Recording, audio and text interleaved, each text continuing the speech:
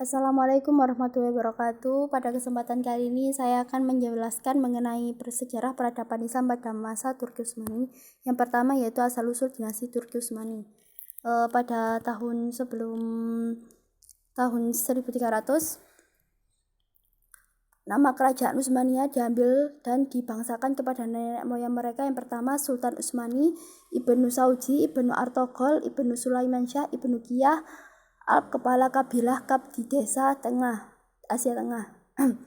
Awal mula berdirinya dinasti ini banyak tertulis dalam legenda dan sejarah sebelum tahun 1300. Pendiri kerajaan ini adalah bangsa Turki dari kabilah yang mendiami daerah Mongol dan daerah utara negeri Cina dalam jangka waktu sekiranya 3 abad. Kemudian mereka masuk Islam sekitar abad ke-9 atau ke-10 ketika mereka menetap di Asia Tengah. Kemudian abad ke-13. Kemudian abad ke-13 Masehi, mereka mendapat serangan dan tekanan dari Mongol. Akhirnya mereka melarikan diri ke barat dan mencari perlindungan di antara saudara-saudaranya, yaitu orang-orang Turki Seljuk. Kemudian di bawah pimpinan Ertugrul, mereka mengabdikan diri kepada Sultan Alauddin II yang sedang berperang melawan Bizantium. Kemudian pada tahun 1317,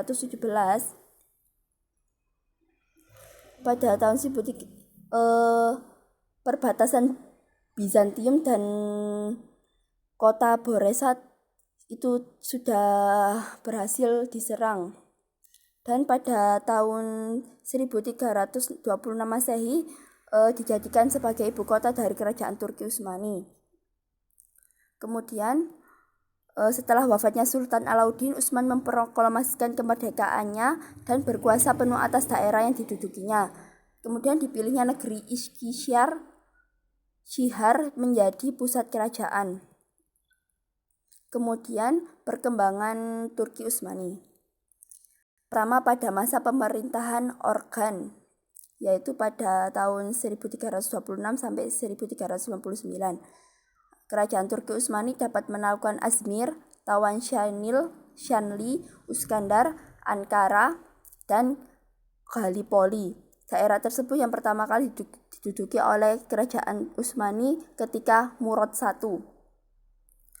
Kemudian terjadinya ekspansi Bayezid I sempat terhenti karena adanya tekanan dan serangan dari pasukan Timur Leng ke Asia Kecil.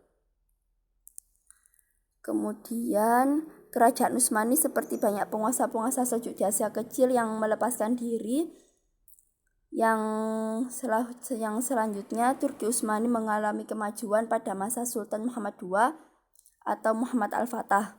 Beliau mengalahkan Bizantium dan menaklukkan Konstantinopel pada tahun 1453 Masehi yang merupakan kekuatan terakhir Imperium Romawi Timur. Yang kemudian pada masa Sultan Salim I yang terjadi tahun 1512 sampai 1521 Masehi. Pada saat itu ekspansi dialihkan ke timur Persia, Syria, dan Mesir berhasil ditaklukkan olehnya. Ekspansi tersebut dilanjutkan oleh putra Sulaiman I yang berhasil menaklukkan Irak, kemudian Belgaro, Kepulauan Rhodes, Tunis, dan Yaman. Masa Sulaiman I ini merupakan puncak keemasan dari kerajaan Turki Utsmani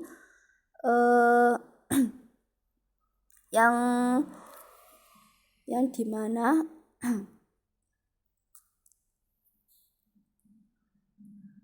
peran utama pemerintahan Utsmani adalah menenteramkan negeri dan melindungi pertanian, irigasi, dan perdagangan sehingga mengamankan arus perputaran pendapatan pajak. Kemudian kemajuan di Turki Utsmani. Kemajuan yang dicapai pada masa Turki Utsmani ini meliputi kemajuan dan perkembangan ekspansi kerajaan Turki Utsmani yang demikian luas dan berlangsung dengan cepat yang diikuti oleh kemajuan bidang-bidang lainnya. Yang pertama itu ada bidang militer. Para pemimpin kerajaan Turki Utsmani pada masa pertama adalah orang-orang yang kuat sehingga kerajaan dapat ditaklukkan ekspansi dengan cepat dan luas. Faktor terpenting adalah keberanian, keterampilan, ketangguhan, dan kekuatan militernya yang sanggup bertempur kapanpun dan di mana saja. Selanjutnya mujahidin dibimbing dalam perang untuk memunculkan kemajuan, mempertahankan kekuasaan dan wilayah yang dikuasai. Kemudian ada bidang ilmu pengetahuan dan budaya.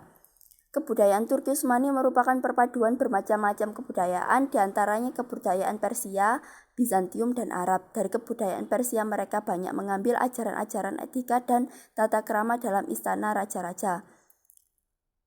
Selain itu organisasi pemerintahan dan kemiliteran yang mereka serap dari Bizantium, sedangkan ajaran yang tentang prinsip-prinsip ekonomi, sosial, dan kemasyarakatan, keilmuan, dan huruf mereka terima dari bangsa Arab. Selanjutnya ada salah satu masjid yang terkenal yaitu Masjid Abu Ayyub Al-Ansori, dan yang terkenal dihiasi dengan keindahan kaligrafi adalah masjid yang asalnya gereja Hagia Sophia.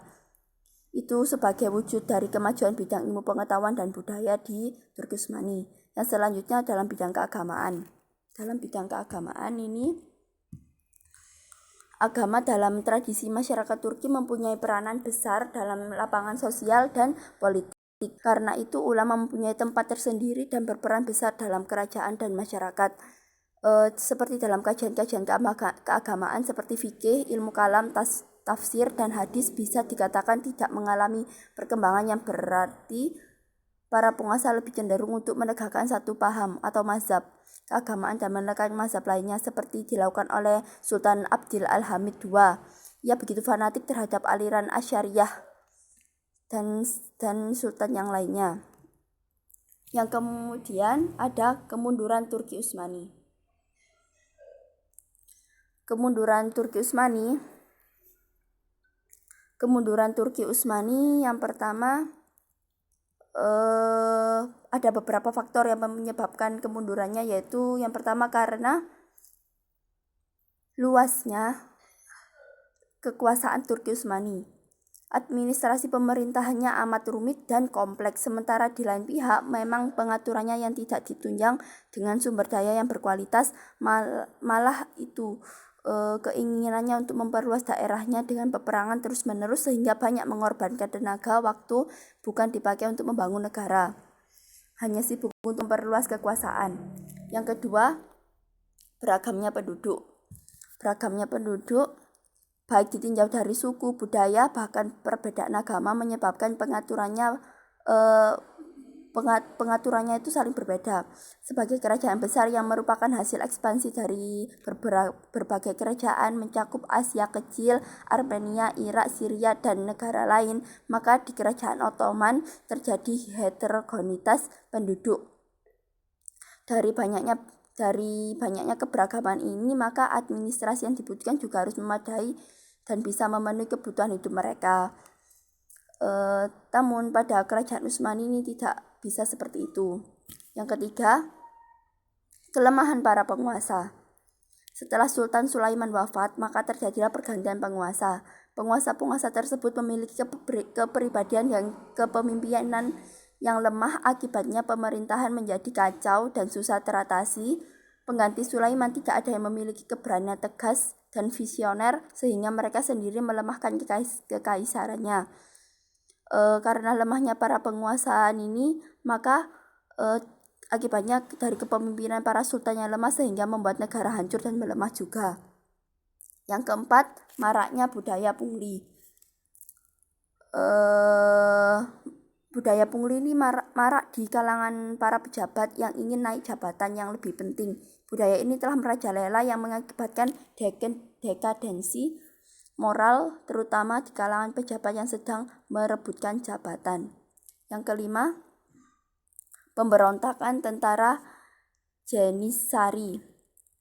Pemberontakan Jenisari terjadi sebanyak 4 kali, yaitu pada tahun 1525, 1632, 1717, 1826. Pada masa belakangan pihak Jenisari tidak lagi menerapkan prinsip seleksi dan prestasi. Keberadaannya didominasi oleh keturunan dan golongan tertentu yang mengakibatkan adanya pemberontakan. Akibat dari pemberontakan, tentara Jansari yang semula pendukung kekuatan Turki Utsmani sekarang menjadi terbalik menjadi penyerang Turki Utsmani. Yang keenam, merosotnya perekonomian. Merosotnya perekonomian ini dikarenakan banyaknya peperangan. Akibat peperangan yang terjadi secara terus-menerus, maka biaya pun semakin membengkak, sementara belanja negara pun sangat besar sehingga perekonomian kerajaan Turki pun merosot. Pola hidup sultan yang mewah menyebabkan kas negara yang tersedot cukup banyak untuk membiayai hidupnya sehingga peruntukan untuk kemajuan masyarakat dan militer menjadi terabaikan. Yang ketujuh yaitu faktor terjadinya stagnasi dalam ilmu pengetahuan dan teknologi. Ilmu dan teknologi ini kan selalu berjalan beriringan sehingga keduanya sangat bersinambungan.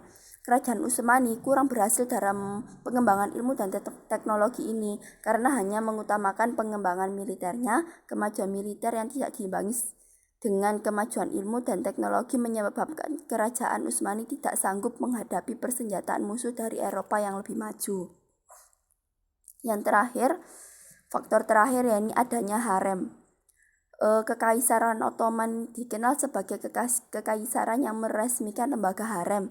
Di dalam harem terdapat pelayan-pelayan perempuan untuk sultan dan keluarganya. Sebagai sebuah lembaga resmi yang dipimpin oleh permaisuri menyebabkan harem banyak menyedot kas negara karena di dalam harem terdapat banyak perempuan. Selain itu, sultan-sultan yang tidak cakap dalam memerintah lebih banyak menghabiskan waktu di harem dibandingkan dengan memperhatikan pemerintah. Akibatnya, rakyatnya terabaikan dan pemerintah berjalan lemah. Harem berperan besar dalam menciptakan pangeran-pangeran yang manja karena semua kebutuhan duniawi tersedia di harem. Keadaan inilah yang menyebabkan sultan-sultan tidak kuat sehingga kekaisaran menjadi lemah dan hancur. Di samping itu juga keadaan ekonominya telah menurun. Baik,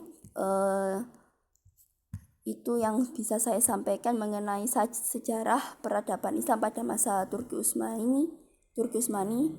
Kurang lebihnya saya mohon maaf. Saya akhiri. Wassalamualaikum warahmatullahi wabarakatuh.